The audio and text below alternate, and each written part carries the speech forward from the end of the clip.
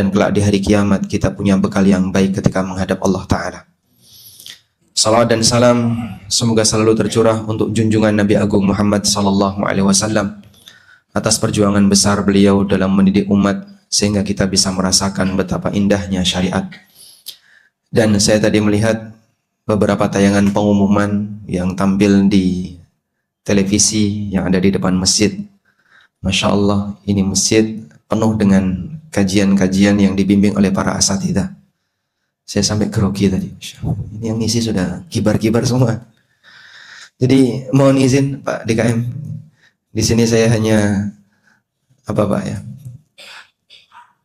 Tambal sulam aja. Barangkali nanti beberapa materi yang saya sampaikan semoga kita bisa mendapatkan manfaat bersama. Dan tidak lupa kita mengucapkan jazakumullah khairan kepada DKM Masjid Al-Furqan Perumahan Filani yang memberikan kita fasilitas untuk belajar bareng di kesempatan pagi ini. Judulnya saya tidak tahu siapa yang mengusulkan. Cuman untuk pertama kali kita kayaknya mau bahas mengapa Allah memberikan apa tadi? Membiarkan kita berbuat maksiat. Saya mikir ini apa yang kira-kira mau dibahas? Karena kita mau berbicara tentang mencari hikmah perbuatan Allah. Dan kalau sudah membahas hikmah perbuatan Allah, tentu saja acuannya adalah seperti apa keterangan yang disebutkan dalam dalil. Karena kita tidak boleh meraba mengatakan Allah mengatakan demikian atau Allah berbuat demikian karena alasan demikian. Sebab meraba semacam ini peluang kelirunya besar. Sehingga kita perlu melihat beberapa dalil dan keterangan para ulama berkaitan dengan mengapa Allah berbuat demikian. Mengapa Allah memberikan perlakuan kepada hambanya demikian. Nah ini yang lebih spesifik adalah ketika terjadi kemaksiatan yang ada di tengah umat manusia. Kita menyadari semua yang ada di alam ini terjadi karena kehendak Allah. Lalu kalau terjadi keperbuatan kemaksiatan yang itu merupakan bagian dari kehendak Allah di alam ini, muncul pertanyaan, kenapa Allah biarkan manusia untuk berbuat maksiat? Dan terlebih khusus adalah ketika mengaca kepada diri kita sendiri. Kenapa Allah biarkan saya untuk berbuat maksiat? Dan tujuan dari kajian ini tentu saja bukan dalam rangka untuk mencari alasan pembenar agar kita bebas melakukan kemaksiatan, namun tujuannya adalah agar kita semakin mengagungkan Allah Subhanahu wa Ta'ala.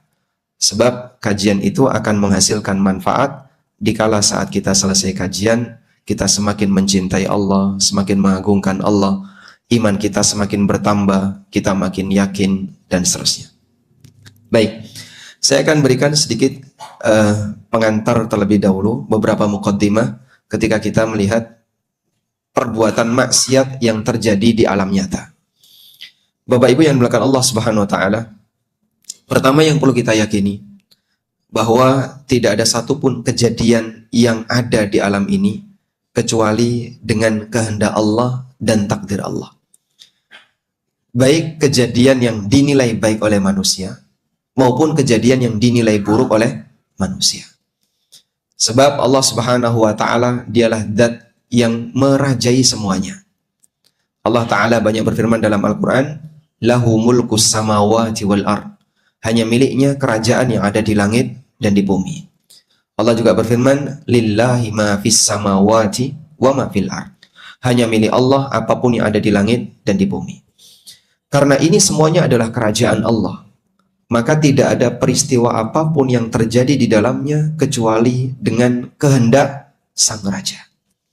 Sehingga kalau ada keyakinan bahwa manusia ketika berbuat baik itu dengan kehendak Allah, tapi kalau berbuat buruk di luar kehendak Allah, ini sama halnya dengan mengatakan ada kehendak atau ada kejadian yang ada di kerajaan Allah di luar dari kuasa Allah.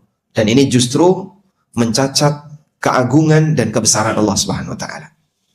Karena itu satu keyakinan yang perlu kita tanamkan, bahwa apapun yang terjadi di alam ini terjadi karena kehendak Allah. Dan ini keyakinan Ahlu Sunnah yang membedakan mereka dengan kelompok Qadariyah atau kelompok Mu'tazilah. Karena itu Prinsip seperti ini perlu untuk dipegangi. Sehingga apapun sekali lagi yang terjadi di alam ini tidak keluar dari kehendak Allah. Selanjutnya, muncul pertanyaan. Kalau ini semuanya adalah terjadi karena kehendak Allah. Sementara di sana ada yang baik, ada yang buruk. Kenapa Allah menghendaki keburukan? Padahal Allah Subhanahu wa taala zat yang maha baik. Tapi kenapa ada kejadian yang buruk di tengah hambanya? Adanya keburukan di tengah hambanya menunjukkan bahwasanya hambanya tidak sempurna sebagaimana penciptanya. Dan Allah Subhanahu wa taala punya hikmah di balik itu. Yang terkadang hikmah itu dia ceritakan sehingga manusia bisa memahami latar belakangnya. Dan terkadang Allah tidak memberitahukan kepada hambanya. Nah, di posisi ketika Allah tidak memberitahukan kepada hambanya, maka sang hamba wajib meyakini bahwa di balik ini pasti ada hikmah, karena dia yang menciptakan adalah zat yang maha hakim, zat yang maha bijaksana. Artinya dia tidak melakukan itu serampangan, asal-asalan, hanya untuk main-main, tapi ada tujuan besar di sana. Dan tujuan besar itu bagian dari ujian bagi seorang hamba sejauh mana dia bisa pasrah terhadap keagungan dan maha hikmahnya Allah Subhanahu wa taala. Sebagai contoh sederhana, Pak. Kalau kita diperiksa oleh seorang dokter, yang kita kenal dokter ini adalah dokter yang pinter, ahli, sehingga ketika membuat sebuah diagnosis tepat. Diakui oleh banyak orang. Akhirnya saat kita periksa, terus sang dokter ini memberikan sebuah keputusan. Bapak, kayaknya Bapak harus diamputasi kakinya. Nah, kita sebagai orang yang ingin hidup normal, punya kaki yang sempurna, mungkin kita akan protes. Loh Pak Dokter, kenapa kaki saya harus diamputasi? Coba jelaskan alasannya. Biar saya punya latar belakang yang memuaskan untuk mengikuti keputusan dokter. Dijelaskan Pak, karena dokter ini pinter ya. Dijelaskan pakai integral pangkat 5, diferensial pangkat 7, dan seterusnya. Nah, kita yang nggak ngerti bengong. Aku nggak ngerti.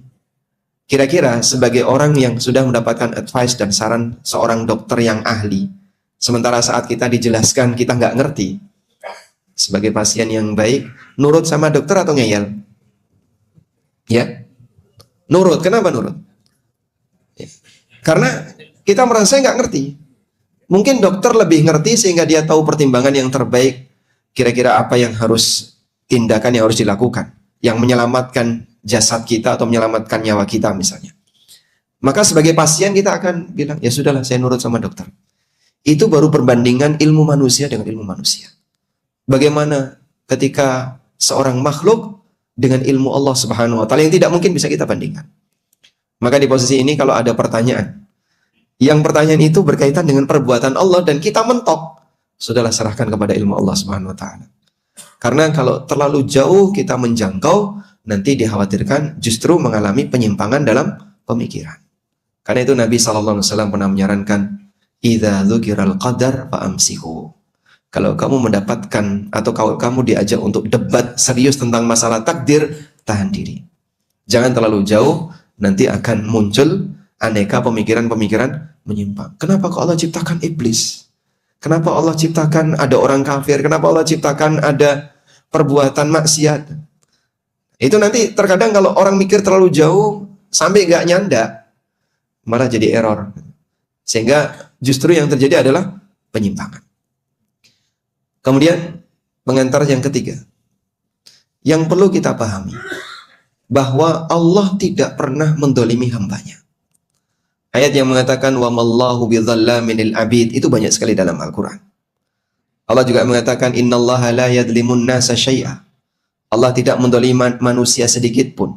Walakinnan nasa anfusahum yadzlimun. Tapi manusialah yang mendolimi diri mereka sendiri. Sehingga kalaupun ada hal yang buruk yang dialami oleh manusia, bukan karena Allah mendolimi dia, tapi dialah yang mendolimi dirinya sendiri. Karena itu dalam hadis qudsi yang panjang, Allah Subhanahu wa taala berfirman, "Ya ibadi, innama hiya a'malukum." Wahai para hambaku, yang kalian lakukan itu kan amal kalian sendiri.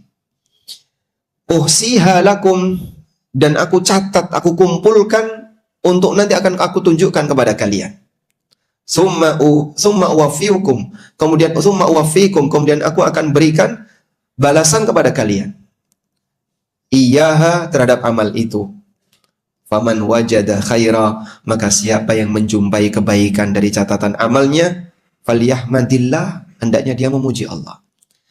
Sehingga bagian dari adab pada saat kita melihat realita yang ada dalam diri kita maupun di masyarakat.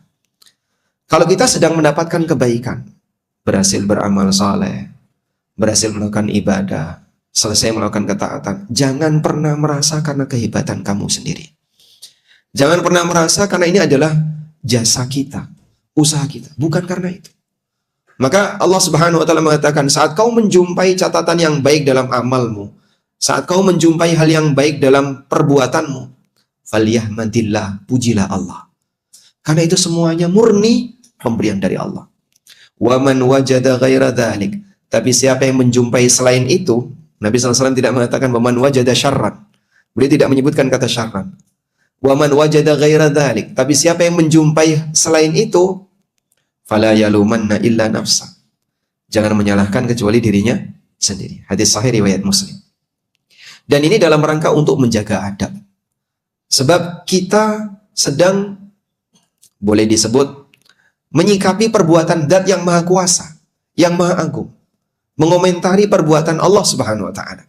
Maka sampaikan yang baik-baik. Sebab Dia Zat yang Maha Baik.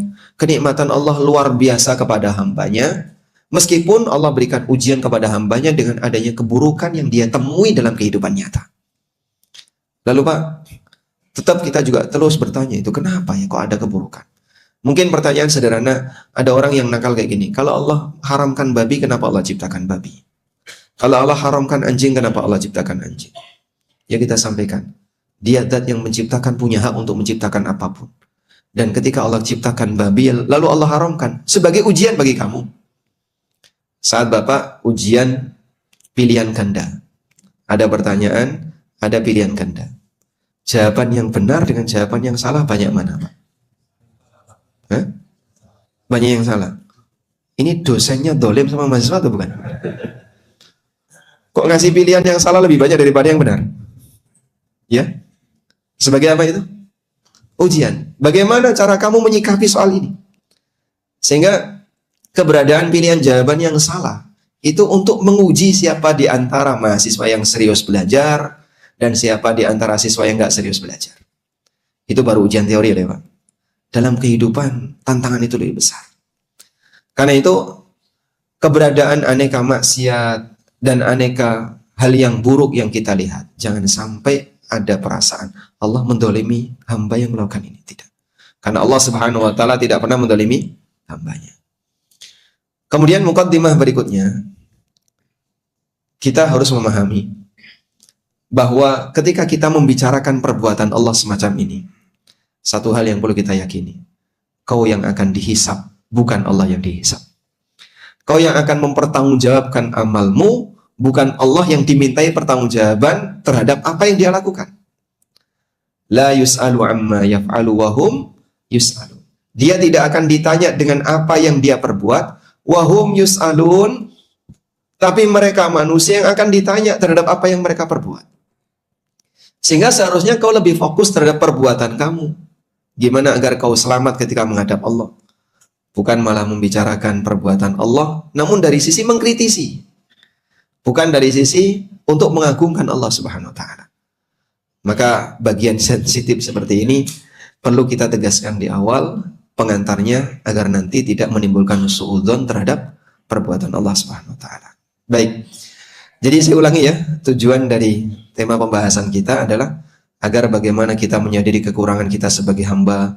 Tidak ada manusia yang sempurna, tidak ada manusia yang maksum kecuali para nabi. Sementara kita penuh dengan kekurangan dan kemaksiatan, sehingga jangan sampai muncul ujub dalam diri kita saat kita berbuat taat. Kemudian menghindari upaya terjadinya pemikiran yang menyimpang berkaitan dengan masalah takdir. Termasuk diantaranya adalah jangan sampai timbul suudzon kepada perbuatan Allah. Kalau orang mengomentari perbuatan orang lain, mungkin ada sisi negatif, positif. Tapi kalau perbuatan Allah, tidak boleh kecuali yang positif. Baik. Selanjutnya Bapak Ibu yang dimuliakan Allah, berkaitan dengan mengapa Allah membiarkan kita berbuat maksiat. Ada beberapa latar belakang yang bisa kita dapatkan dari keterangan dalil mengapa Allah membiarkan hambanya berbuat maksiat. Yang pertama, bahwa Allah Subhanahu wa taala zat yang Maha Pengampun, zat yang Maha Pemaaf. Dia punya nama Al-Ghafur, Al-Ghaffar, Al-Afu, Ar-Rahim, yang menyayangi hambanya. Dan nama-nama ini punya pengaruh. Ada nama, ada pengaruh terhadap nama. Misalnya ya, kita meyakini Allah punya nama As-Sami. Apa pengaruh dari nama As-Sami? Ya, dia mendengar. Sehingga konsekuensi terhadap keyakinan kita dengan nama As-Sami, kau harus tahu dan yakin bahwa semua suara yang kau ucapkan Allah dengar. Seperti nama Al-Basir. Allah punya nama Al-Basir. Artinya apa? Zat yang Maha melihat. Berarti ada pengaruhnya enggak? Ada. Apa pengaruhnya? Kita meyakini Allah Subhanahu wa taala melihat. Dan konsekuensi dari meyakini nama ini adalah kau harus yakin apapun yang kau lakukan dilihat oleh Allah. Baik di tempat terang-terangan maupun ketika kau sendirian. Baik. Ketika Allah punya nama Al-Ghafur, Ar-Rahim, Al-Ghaffar, Al-Afu, ada pengaruhnya enggak dengan nama itu? Ada. Apa pengaruhnya? Kau harus meyakini bahwa Dia mengampuni dosa hambanya. Dia memaafkan dosa hambanya. Dia menyayangi hamba sehingga hambanya dimaafkan kesalahannya, dan seterusnya. Nah, pengaruh ini akan terlihat ketika kejadian itu ada. Kalau tidak ada dosa, maka tidak ada pengaruh dari nama Al-Ghafur. Kalau tidak ada kejadian maksiat, maka pengaruh dari nama Al-Afu jadi nggak ada. Karena itulah disebutkan dalam hadis sahih riwayat Muslim, Nabi SAW pernah bersabda, "Walladzi nafsi biyadih," demi zat yang jiwaku ada di tangannya. Dan sumpah ini sering dibaca oleh Nabi SAW. Yang ini menunjukkan penekanan yang besar terkait apa yang nanti disebutkan dalam sumpah. Karena kalimat ini, demi zat yang jiwaku ada di tangannya, itu kan sama seperti aku siap mati, aku siap jiwaku dicabut ketika aku salah ketika ngomong. Walladzi nafsi biyadi, demi zat yang jiwaku ada di tangannya. Laulam tuznibu, kalau kalian tidak pernah melakukan perbuatan dosa. La dhahaballahu bikum wa jaa biqaumin yuznibun. Kalau kalian semua tidak pernah melakukan perbuatan dosa, Allah akan binasakan kalian. Kemudian Allah akan datangkan satu kaum, sekelompok masyarakat yuznibun, yang mereka berbuat maksiat. Fayastaghfirunallaha ta'ala, kemudian mereka mohon ampun kepada Allah Ta'ala. Fayaghfirulahum, kemudian Allah ampuni mereka. Baik. Satu hadis ini menjelaskan tentang bagaimana hikmah adanya maksiat di muka bumi. Sehingga Allah Subhanahu wa taala menghendaki adanya amal taubat, adanya amal istighfar. Allah Subhanahu wa taala punya nama Al-Ghafurur Rahim, Al-Ghaffar, dan pengaruhnya adalah Allah mengampuni. Nah, untuk terjadi semua ini harus ada mukaddimahnya. Mukaddimahnya apa? Maksiat. Maka kalau ada satu kaum semuanya nggak ada maksiat, dihilangkan kaum itu, diganti kaum yang baru. Dihilangkan bukan berarti karena Allah murka sama mereka, tapi karena Allah menghendaki adanya kaum yang nanti dia akan melakukan amalan istighfar, amalan tobat, dan kemudian Allah ampuni. Digantikanlah dengan keberadaan kaum yang mereka punya dosa, mereka berbuat maksiat, lalu mereka beristighfar. Kemudian Allah Subhanahu wa taala mengampuni mereka. Baik. Sekarang saya bacakan keterangan Al-Mubarakfuri. Beliau menyampaikan penjelasannya. Qauluhu, sabda Nabi SAW. Laulam tudnibu, kalau kalian tidak pernah melakukan perbuatan dosa. Maksudnya adalah ayyuhal mukallifun, ayyuhal mukallafun. Maksudnya adalah wahai orang-orang yang mendapatkan taklif. Au ayyuhal mu'minun, wahai orang-orang yang beriman. Kalau kalian sampai tidak pernah melakukan perbuatan dosa, la dhahaballahu bikum, Allah akan bersihkan kalian. La adhabakum wa afnakum wa adhara qauman akharina min jinsikum. Allah akan hilangkan kalian. Lalu Allah akan munculkan satu kaum yang sejenis dengan kalian. Maksudnya sama-sama manusia. Yuznibun, yang mereka berbuat dosa. Ayyumkinu wuku'udz dzanbi minhum. Maksudnya adalah kaum yang mereka melakukan perbuatan maksiat. Muncul maksiat di tengah mereka. Fayastaghfirunallah. Lalu mereka mohon ampun kepada Allah. Ay fayatubun, maksudnya adalah mereka bertobat, au yatlubun al-maghfirah, atau meminta ampunan dari Allah Ta'ala. Fayaghfiru lahum, kemudian Allah ampuni mereka. Sudah? Jadi di sini Nabi SAW menyebutkan realita bahwa andaikan yang ini pengandian tidak akan terjadi, manusia itu tidak pernah berbuat dosa, akan Allah hilangkan. Lalu Allah gantikan dengan makhluk baru yang mereka berbuat dosa. Ini bicara tentang realita. Kemudian kata Al-Mubarakfuri, tujuannya adalah liqtidai sifatil ghaffar, untuk mewujudkan konsekuensi dari nama Al-Ghaffar wal Ghafur dan nama Al-Ghafur. Sehingga untuk bisa mewujudkan konsekuensi nama itu, maka harus ada perbuatan dosa dari makhluknya. Karena itu Allah Subhanahu wa taala berfirman, "Istaghfiru rabbakum innahu kana ghaffara." Mintalah ampunan dari Rabb kalian, dan orang minta ampun ketika dia punya salah, innahu kana ghaffara, sesungguhnya dia zat yang Maha Pengampun. Saya kok bingung ya, Pak. Mungkin ya, ada sebagian di antara jamaah kok sulit untuk dipahami. Ya, sekali lagi terkadang membicarakan perbuatan Allah, terutama di area seperti ini kan pembahasan masalah iman kepada takdir ya. Ada bagian doktrin dan ada bagian yang sedikit rumit. Tapi kalau Anda bingung di bagian ini, kembalikan kepada doktrin tadi. Insya Allah selamat. Jadi intinya, kenapa ada perbuatan maksiat di tengah hamba?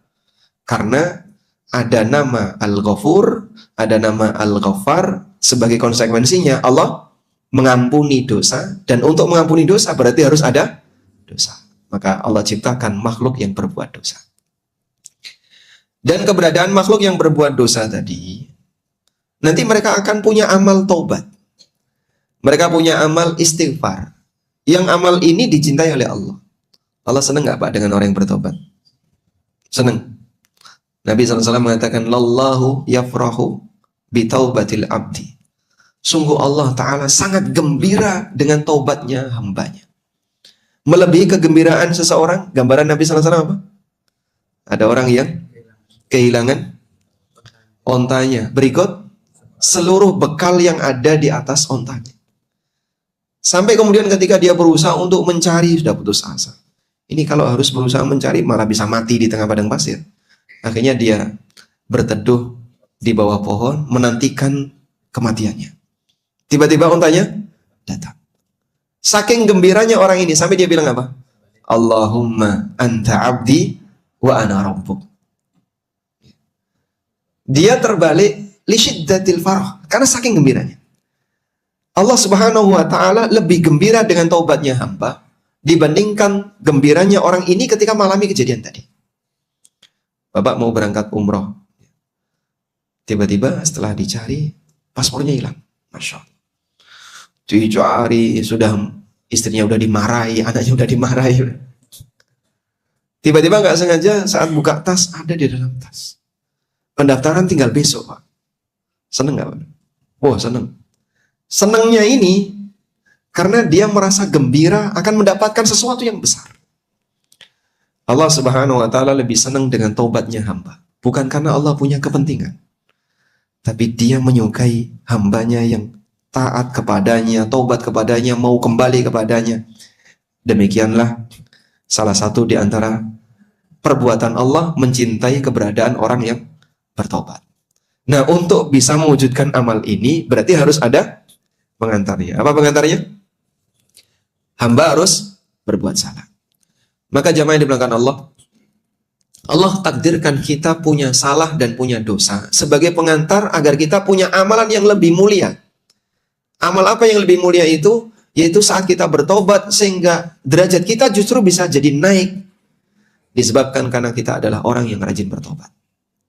Karena itulah Allah Subhanahu wa taala menjelaskan tentang status Nabi Adam alaihissalam.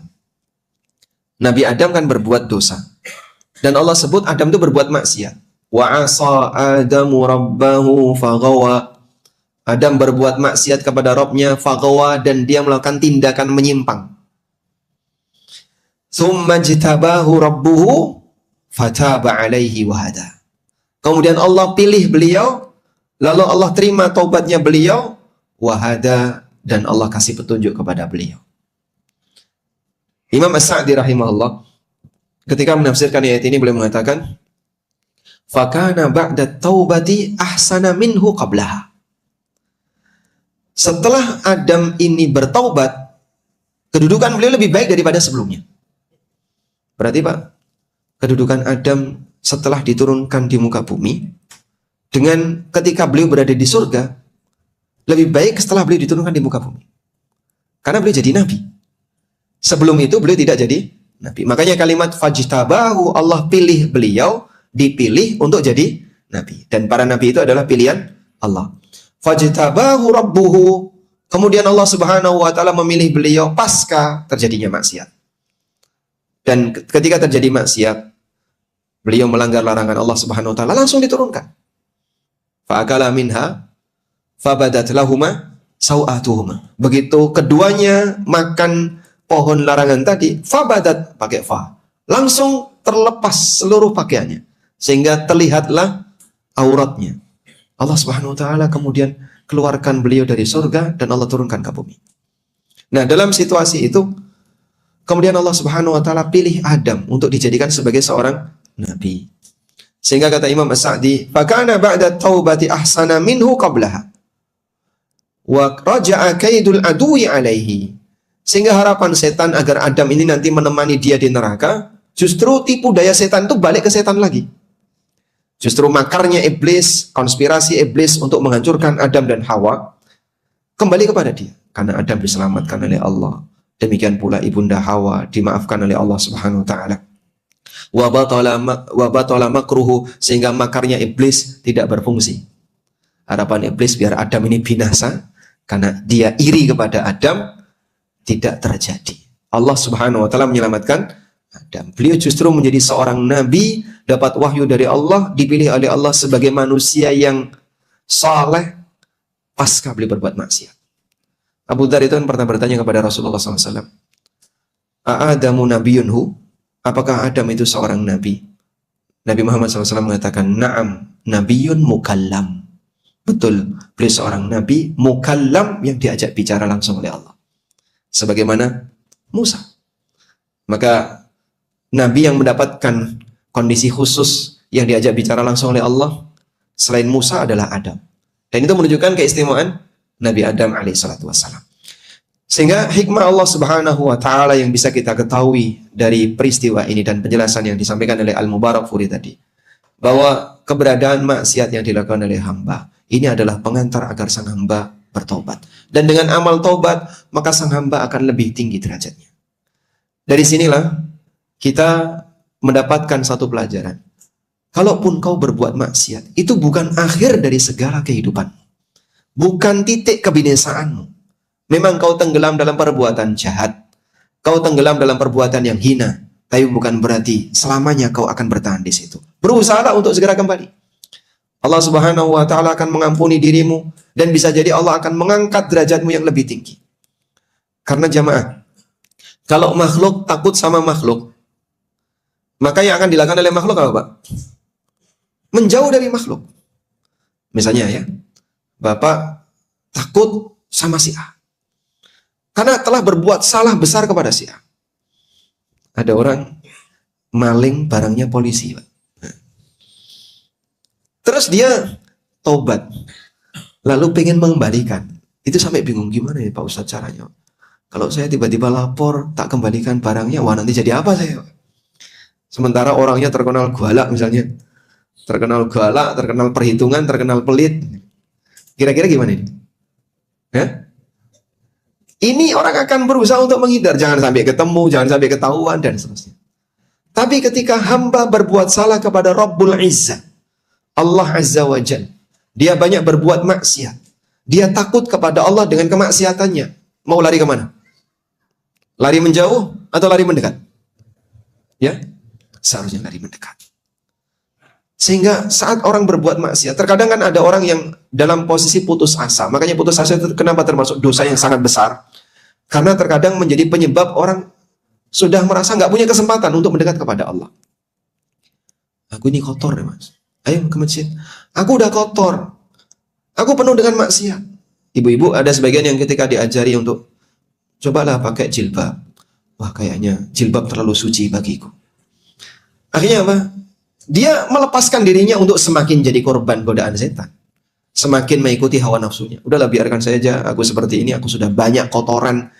Dia mau diajak untuk berbuat baik, untuk kembali kepada kebenaran, untuk kembali kepada ketaatan. Tidak mau. Karena dia putus asa. Allah Subhanahu wa Ta'ala panggil para hambanya. Qul ya ibadiyalladzina asrafu ala anfusihim la taqnatu min rahmatillah. Innallaha yaghfirudz dzunuba jami'a. Sampaikan kepada para hambaku yang mereka telah tenggelam dengan kemaksiatan yang mereka lakukan. La taqnatu min rahmatillah. Janganlah kalian putus asa dari rahmat Allah. Tapi kenapa aku berbuat maksiat? Agar kau sadar kau punya kekurangan. Sekarang kembali kepada Allah. Segera kembali kepada Allah. Dengan demikian, kau akan diterima taubatmu oleh Allah jika serius untuk bertaubat. Dan bisa jadi derajatmu setelah bertaubat lebih tinggi daripada kondisimu sebelum kau berbuat salah. Demikianlah hikmah yang bisa kita dapatkan. Sehingga sang hamba dibesarkan hatinya, dikasih peluang untuk kembali kepada Allah pasca dia berbuat salah. Baik. Selanjutnya, hikmah yang lain yang bisa kita dapatkan berdasarkan keterangan dalil kenapa Allah biarkan kita berbuat maksiat. Agar kita tidak merasa hebat, kita tidak merasa ujub.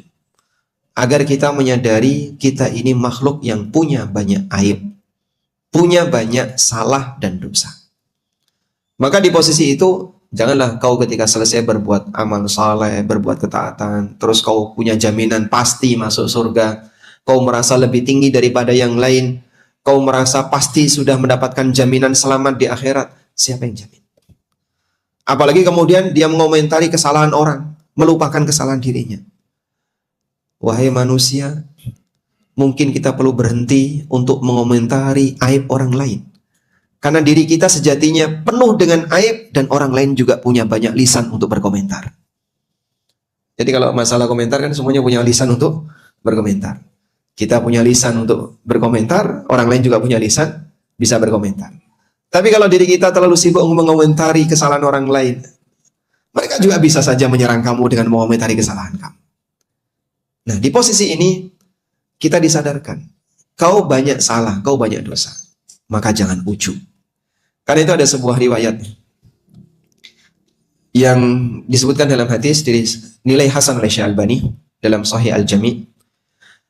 Beliau atau Nabi SAW mengatakan dari Anas bin Malik radhiyallahu anhu, Rasulullah SAW mengatakan, "Lau lam takunu tudnibun." Kalau kalian tidak pernah melakukan perbuatan dosa, la khiftu alaikum ma huwa akbaru min dzalika. Aku khawatir kalian akan terjerumus ke dalam perbuatan kesalahan yang lebih berbahaya dan lebih aku takuti, lebih besar daripada itu. Aku khawatir kalian akan terjerumus kepada perbuatan yang lebih besar daripada itu. Al-ujbu, itulah ujub. Sehingga Rasulullah SAW menyampaikan, dan hadis ini hasan dalam Sahih Al-Jami', menegaskan bahwasanya ketika seseorang merasa dia tidak pernah berbuat salah, selalu menjaga dirinya, dikhawatirkan nanti muncul ujub. Dan kalau sudah muncul ujub, nanti menghina orang lain atau bahkan memvonis orang lain. Nabi SAW pernah menceritakan sebuah peristiwa di masa silamnya. Gara-gara orang soleh ini tidak jaga lisan. Ada dua orang yang dia berteman akrab. Yang satu orang soleh, rajin ibadah, menjaga diri dari perbuatan maksiat. Yang satunya ahli maksiat. Dia mengingatkan temannya ini. Kemudian disampaikan, bertakwalah kepada Allah, kau tinggalkan dosa itu. Tapi dia nggak gubris.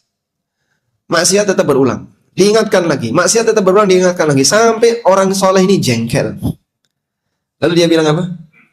Wallahi, dia bersumpah. Wallahi, la yaghfirullaha laka. Demi Allah, Allah tidak akan mengampunimu. Setelah keduanya mati, lalu dihisab oleh Allah. Allah Subhanahu wa Ta'ala kemudian bertanya, siapa yang berani bersumpah atas namaku? Kemudian dia menyatakan kalau aku tidak akan mengampuni si A, tidak akan mengampuni si B. Akhirnya yang ahli maksiat tadi diapain, Pak? Diampuni dosanya, dimasukkan ke surga. Sementara orang yang ahli ibadah ini Justru dimasukkan ke dalam neraka. Karena timbul ujub dalam dirinya. Yang ujub itu membuat dia merasa dirinya ada jaminan untuk selamat, kemudian menghina orang lain yang dia melakukan perbuatan maksiat. Memang mengingatkan orang berbuat maksiat boleh, tapi merasa bahwasanya dia lebih tinggi daripada orang itu, atau dia menganggap bahwasanya orang itu pasti akan masuk neraka, memastikan seperti ini kan mendahului perbuatan Allah. Dan Allah nggak ridho dengan perbuatan kayak gini. Sampai kata sebagian ulama, dengan satu kalimat yang dia ucapkan, dia telah menghancurkan dunia dan akhiratnya. Saat hidup di dunia dia capek dengan amalan ibadah yang dia kerjakan. Tapi karena satu kalimat yang dia ucapkan tadi, mendahului perbuatan Allah, sampai bersumpah menyebut nama Allah, lalu menegaskan dengan perbuatan Allah yang dia tidak ketahui, seluruh amalnya dianulir. Dari sinilah Anda bisa lihat ya, bahwa ibadah ritual terkadang tidak ada nilainya gara-gara orang salah dalam menilai perbuatan Allah. Ketika dia sampai suudzon kepada Allah, ini bisa menghapus ibadah ritual. Betapa bahayanya.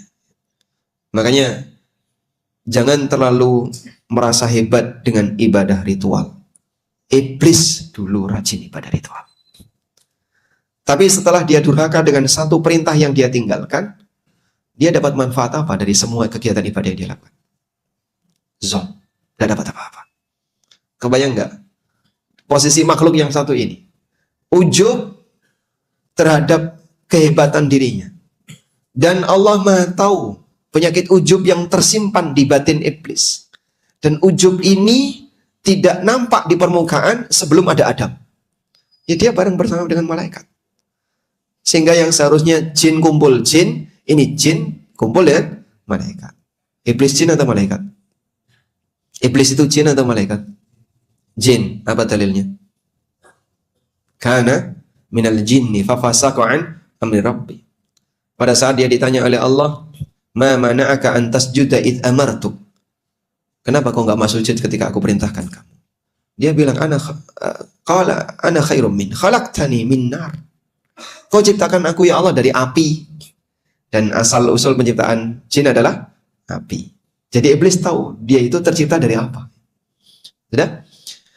Nah, ketika Adam belum diciptakan, ujubnya ini nggak kelihatan.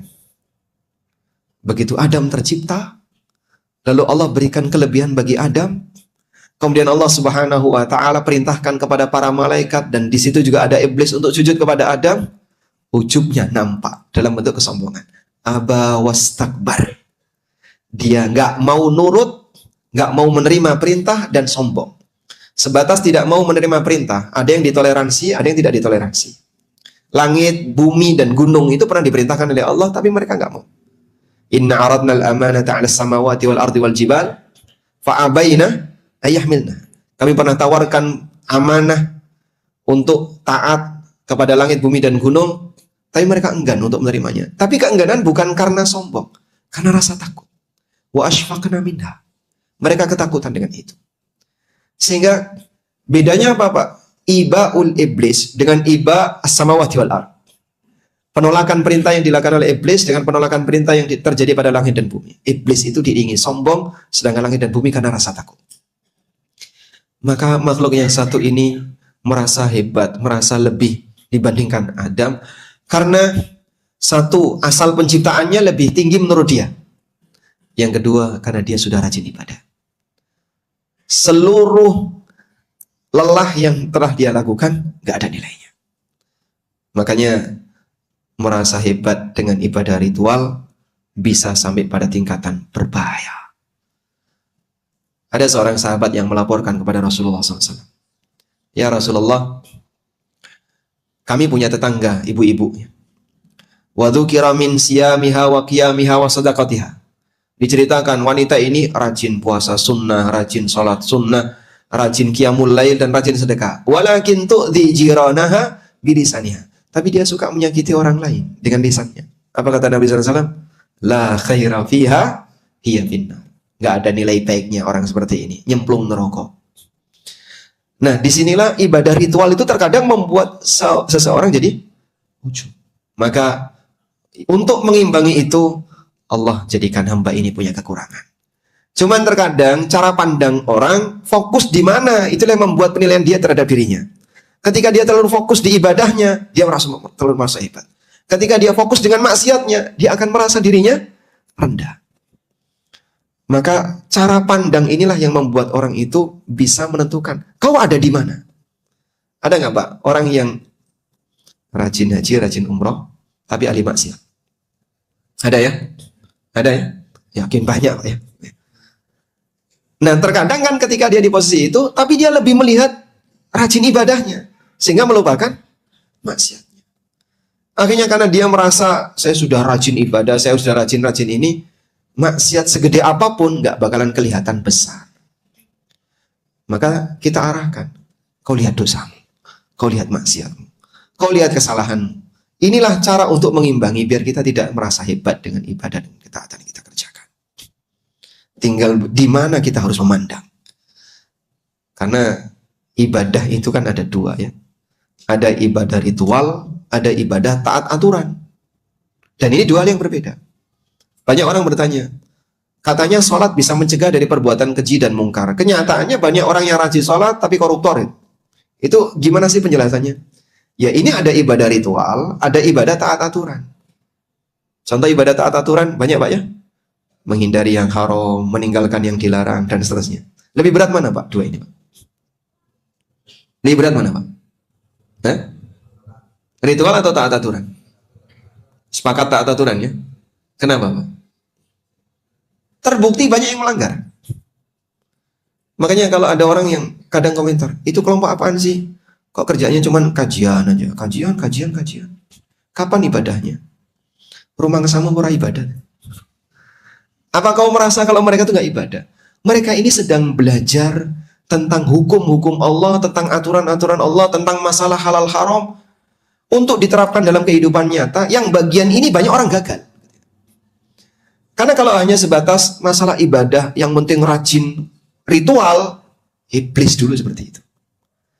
Tapi dia tidak memiliki bentuk tawadhu, sehingga sifat sombongnya tersimpan dalam hatinya, nampak di permukaan saat Allah Subhanahu wa taala ngasih ujian.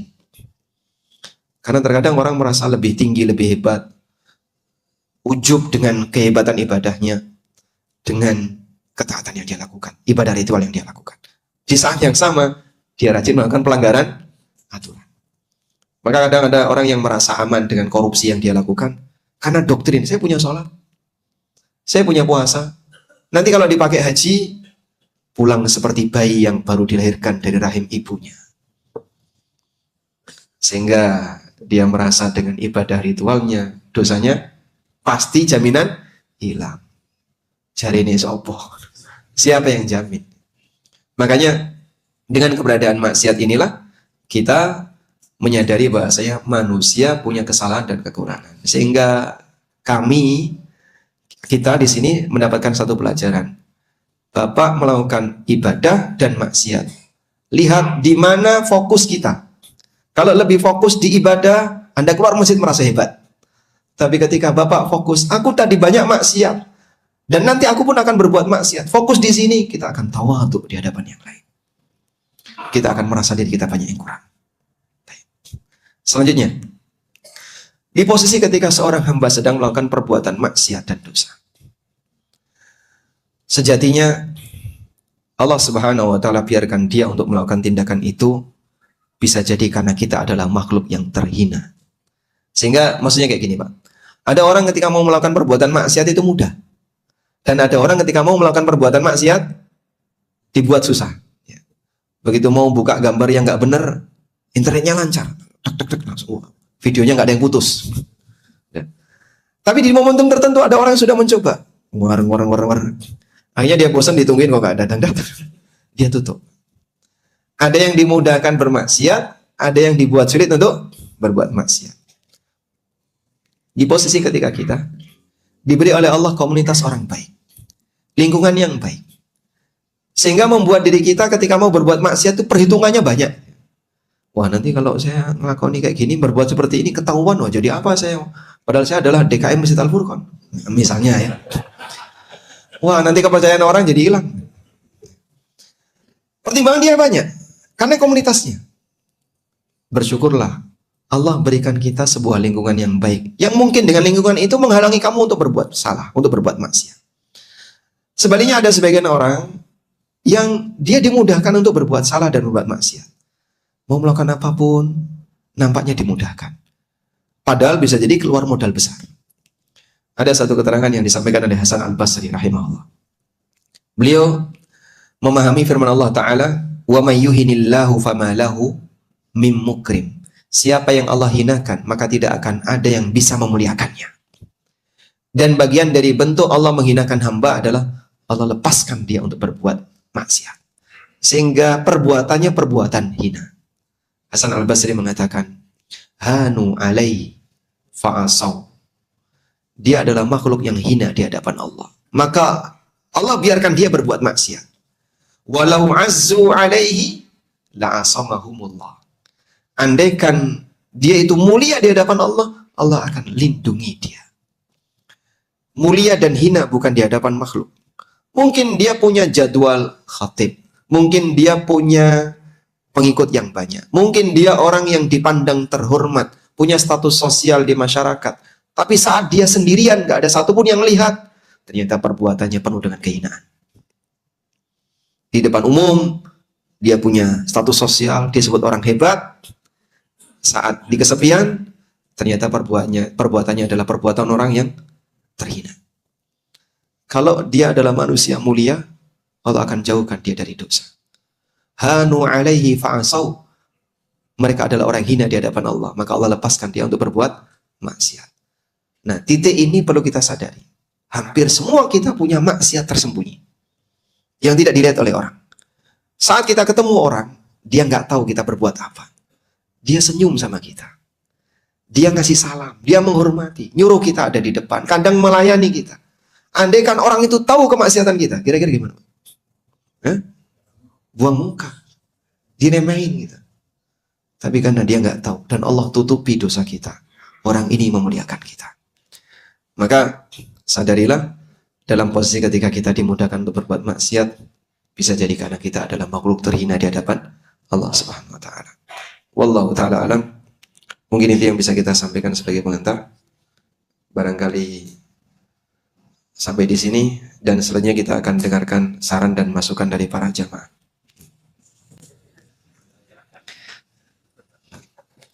Ini untuk hadiah? Pertanyaan?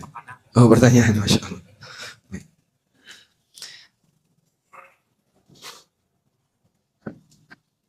Ada pertanyaan.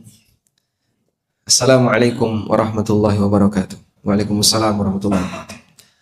Apakah arisan dengan cara makan-makan di rumah yang dapat arisan di keluarga besar juga termasuk riba? Ini kok terus pembahasan riba ini?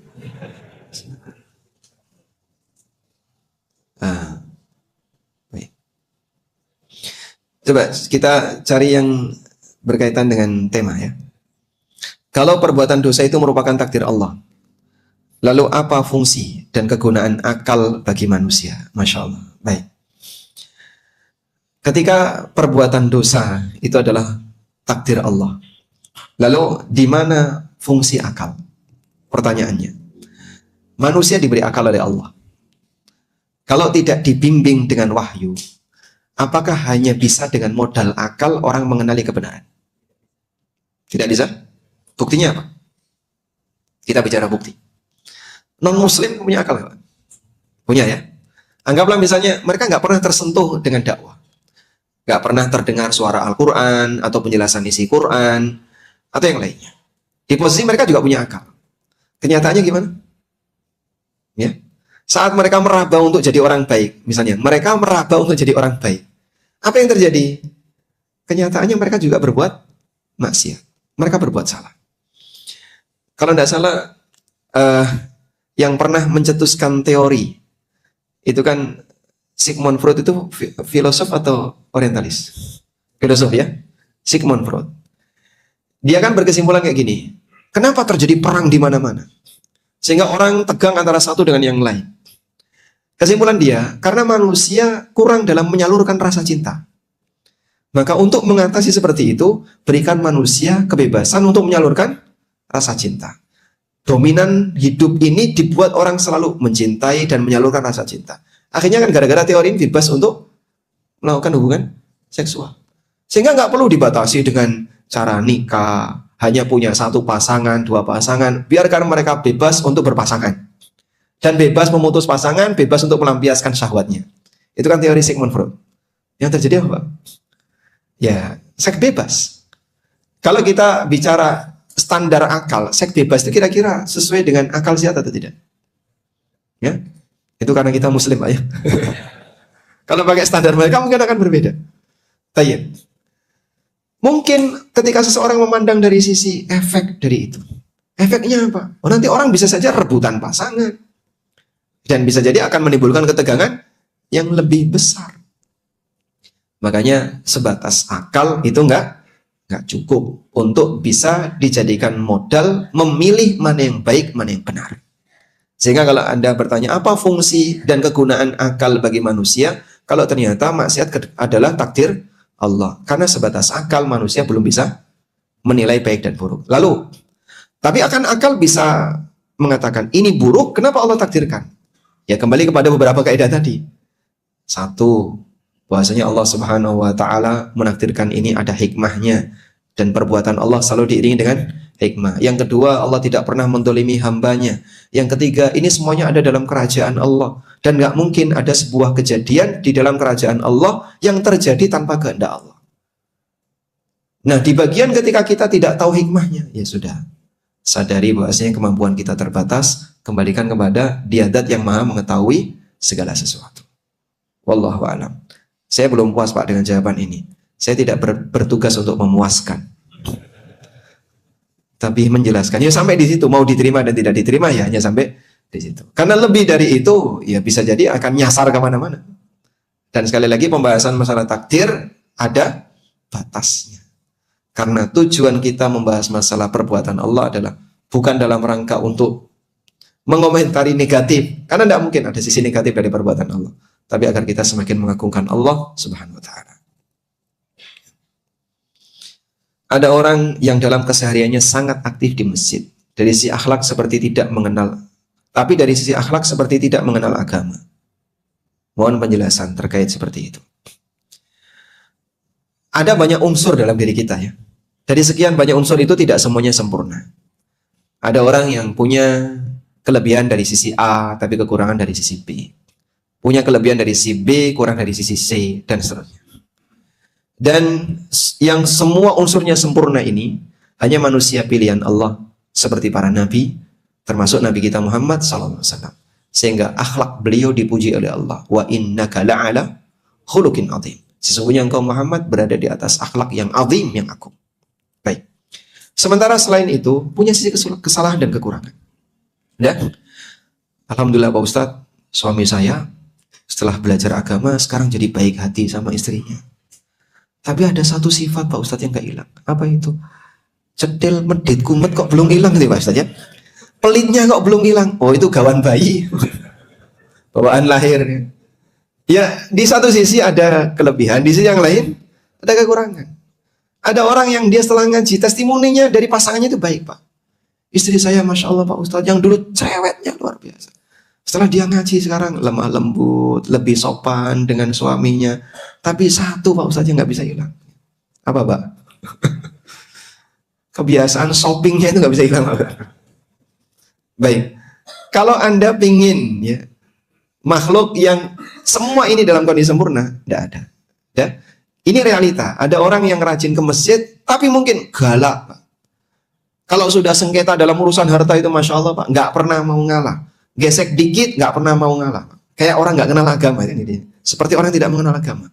Jadi ganasnya melebihi singa misalnya. Terus kenapa kok bisa seperti itu? Nah, itulah manusia. Tidak ada yang sempurna. Jadi Anda menyadari dari sisi posisi dia manusia yang ada sisi lemahnya. Nah kalau Anda bertanya apa pengaruh ibadahnya dengan perbuatannya? Tadi sudah kita sebutkan bahwa ibadah ritual itu area sendiri. Ibadah taat aturan itu area sendiri. Terkadang ada orang yang sudah melakukan ibadah ritual, tapi dia nggak taat aturan. Bahkan kejadian ini ada di kalangan para sahabat. Sampai dilaporkan kepada Nabi SAW mengenai kasus wanita tadi. Karena itu sikap kita kepada dia, ya berusaha untuk menghindari dampak buruknya, tapi tidak sampai menilai kalau dia misalnya keluar dari agama, atau menyatakan, oh pasti sholatnya nggak diterima nih kayak gini. Lalu dari mana kamu tahu kalau dia sholatnya nggak diterima? Ya bisa jadi sholatnya diterima, tapi di saat yang sama dia melakukan kesalahan di bagian itu. Wallahu a'lam. Assalamualaikum warahmatullahi wabarakatuh. Waalaikumsalam warahmatullahi wabarakatuh. Tema kali ini dengan kalimat mengapa Allah ditekankan membiarkan kita berbuat maksiat. Pemilihan topik ini seharusnya dibalik, mengapa kita dibiarkan maksiat. Karena yang banyak berbuat salah adalah makhluk. Baik. Pertama, yang ngasih judul bukan saya. Loh, Ustaz kok nggak ngelurusin kan? Kalau sudah tahu.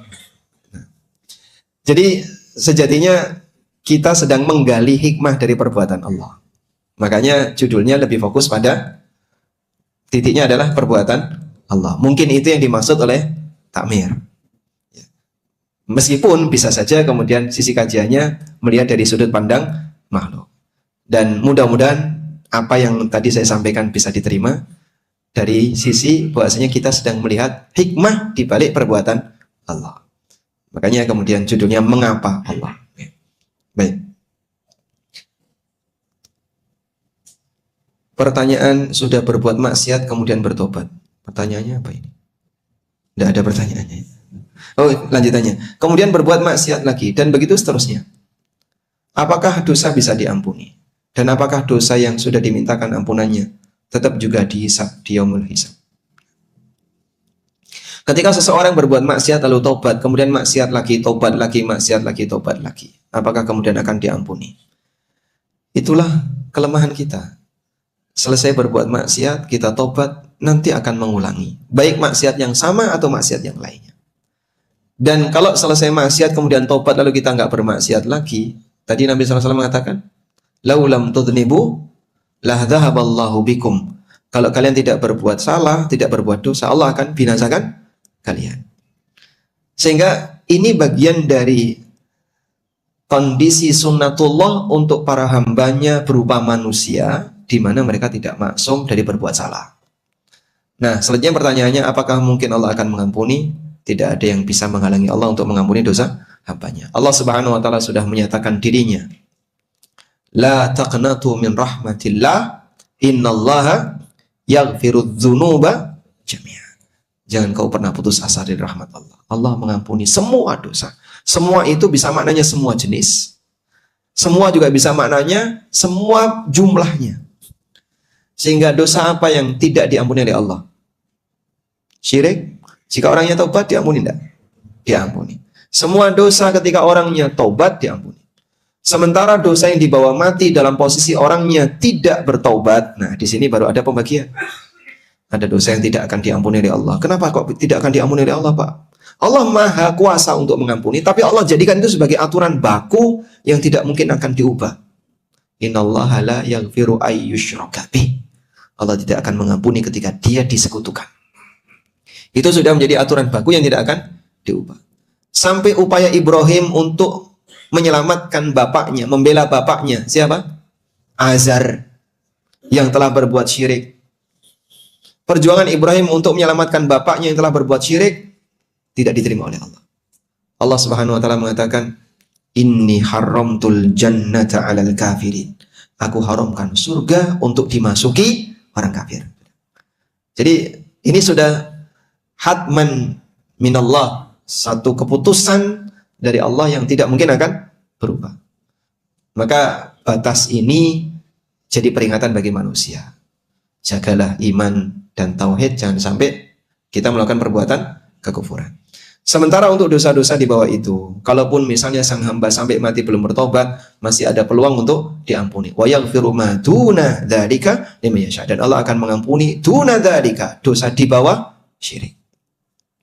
Lalu kalau dosa itu sudah kita taubati dengan serius, tobat serius, apakah nanti akan dihisab? Nabi SAW mengatakan, at-taibu minadz dzambi kaman la dzambala. Orang yang bertobat dari perbuatan dosa seperti orang yang tidak punya dosa. Dan dohir dari hadis ini berarti yang bersangkutan telah dihapus. Makanya dalam hadis yang lain, idza adnabal abdu dzanban nukitat fi qalbihi nuqtatun sauda. Fa in taba wastaghfara sukila qalbu. Ketika seorang hamba itu berbuat maksiat, dititikkan noda hitam di hatinya, ketika dia istighfar dan bertobat, dihapus. Berarti dosa itu dihilangkan. Wallahu a'lam. Walhamdulillahirabbil alamin. Sampai jam berapa? Mohon maaf. Cukup ya, Pak? Sudah 6:30. Baik, mungkin itu yang bisa kita sampaikan. Mohon maaf jika ada banyak salah dan kurang. Dan kalaupun ada yang benar, semuanya datang dari Allah, dan kesalahan yang murni dari saya pribadi.